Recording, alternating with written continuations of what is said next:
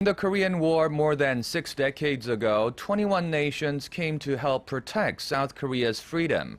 Our Hwang Sung-hee tells us how the war has helped create a special bond between these countries and South Korea.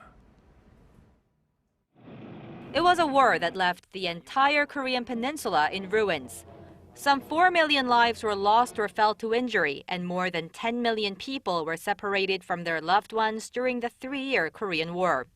But it was also a war where nearly 2 million people from 21 nations put their lives at risk to defend people they had never met living in a country they never knew. Even 60 years later, they share a special bond with South Korea.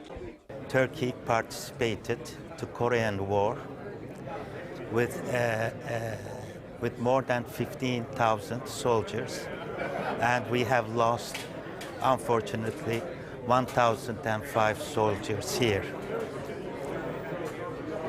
This Korean War has transformed our deep-rooted relations to blood brotherhood.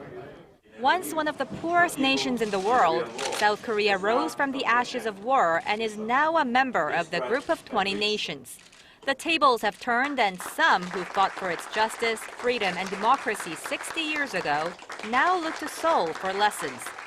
Korea, with the determination of its own people and the government, has made a great achievement, and for which we are proud of, and even we take as a model in Africa, particularly in my country. And really, we highly, highly appreciate and be proud of making that kind of sacrifice during Korean War.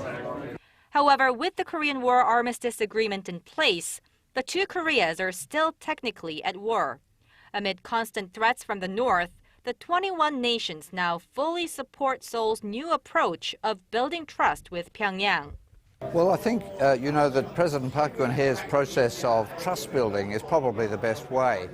We now appear to have moved into a slightly better atmosphere, but much will depend on whether North Korea is prepared to, I think, behave rationally and sensibly, and indeed to develop trust between the two countries.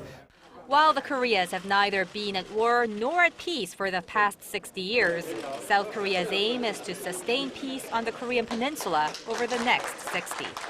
Hwang Sung-hee, Arirang News.